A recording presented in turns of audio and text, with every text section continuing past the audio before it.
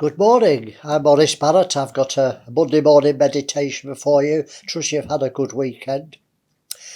I want to talk this morning about Ishmael and Isaac, the two children of Abram.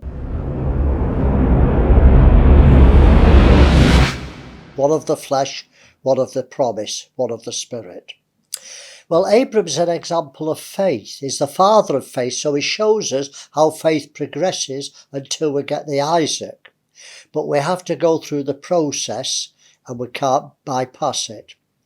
I know Christians say, well, I don't want to produce an Ishmael, something in the flesh. I want to produce an Isaac, something in the spirit. And I agree. But I believe the way to an Isaac is through an Ishmael. You can't suddenly get spiritual. You have to act in the light you're in. So let's look at Abram. God didn't tell Abram the way to Isaac. So how could he produce one in the beginning? He didn't even know his seed would be through Sarah. God didn't tell him at the beginning. He didn't even know the seed would be through his own loins. But he believed God that his seed would be like the stars of heaven. Well, faith's only obedience to what God says, what you believe God says, and disobedience is always because of unbelief. So we have to move to the promise in the light we're in. Then, when we move and act, maybe in the flesh, God will direct us. So I don't believe Ishmael was a failure. God never says it. It's preachers that say it. Ishmael was necessary. God blessed him, not cursed him like Esau, who despised his birthright. So, Abram's first act of obedience, he was asked to leave where he lived, Ur of the Chaldees, Babylon, and go to a country that God would show him. So he didn't even know where he was going. So, to 99% of Christians, that's the ultimate step. Leaving all, your security, your home, your friends, your church, going to a place that you don't even know where. And yet, this was only the first step in Abram's journey. I've got news for you. This is only the first step in discipleship. Unless you're willing to leave all, houses, lands, wife, children, and even your own life, you can't be a disciple. Luke 11:33, Jesus said, "So likewise, whosoever he be of you that forsakes not all that he has, he cannot be my disciple." And Luke 14:26, "If any man come to me and hate not his father, his mother, his wife, his children, his brothers and sisters, yes, and even his own life, he cannot be my disciple." You've got to sit down and count the cost. That's the beginning, not the end. So no wonder Christians don't receive the promises. They've not taken the first step. They've not counted the cost. Well, Abram was 75 years old when he started his adventure of faith. And God gave him a promise, but it was very general. You can read it in Genesis 12, verse 1-4. But after each step of obedience, God revealed more of his plan to Abram. And at no stage did Abram disobey God. I believe he acted in faith in every stage, in the light he was in. At this time, Abram believed the promise would come through Eliezer. Your seed will be like the stars of heaven. His wife's barren, he's an old man, so how could God fulfill it? Well, Eliezer. This wasn't a lack of faith. This often happened when a man was childless. He left his inheritance to his chief steward. So he's acting in faith, and God told him no. He said, "You'll father a child." Well, he believed it and he accepted it. And his faith was imputed for righteousness. That's Genesis 15:6. Well, God revealed more of his plan to Abram because God was beginning to trust Abram as Abram was beginning to trust God. He didn't have the title friend of God yet, but he was working towards it for sure. Well, Abram told Sarah of the promise that God through his own seed would produce a child, and she believed it. She made the suggestion, "I'll give you Hagar, my handmaid." Was Abram wrong to listen to his wife?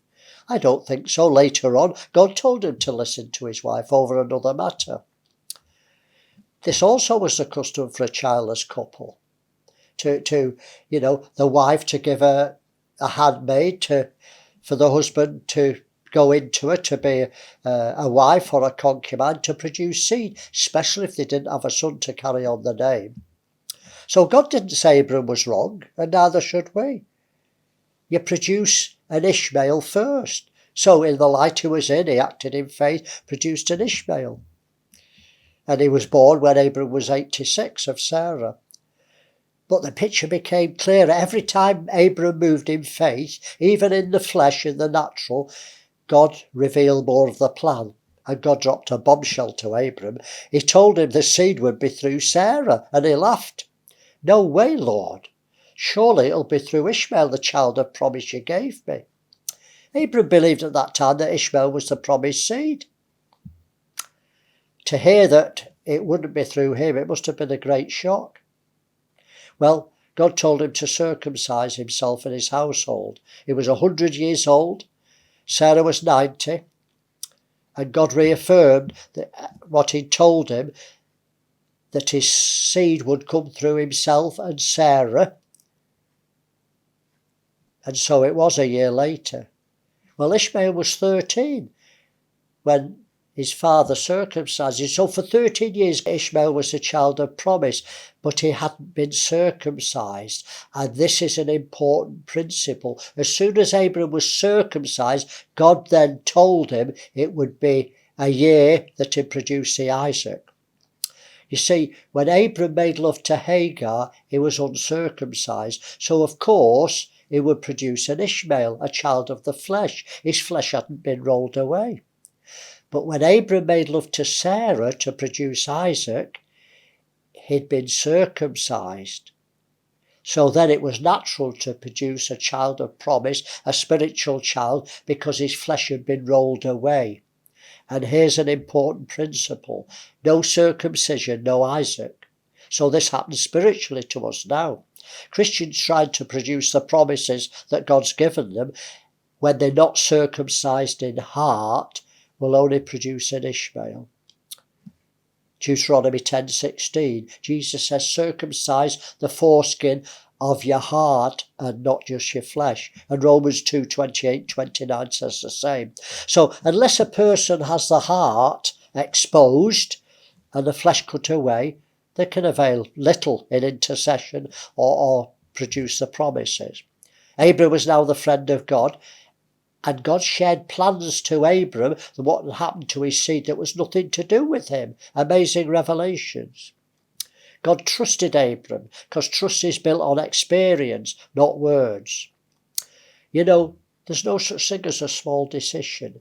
Large doors swing on little hinges. A little decision can alter the rest of your life. You've got to act in faith in the light you're in, and it'll open the door wider and wider. The door gets bigger and bigger until you produce the Isaac. So you've got to act in the flesh, because we're in the flesh. Because God will never circumcise your heart until you move in faith. And then he'll unfold his plan and you'll produce something of the Spirit. You know, God rarely gives you the details of the promise at the beginning. He gives you the general promise for you to believe.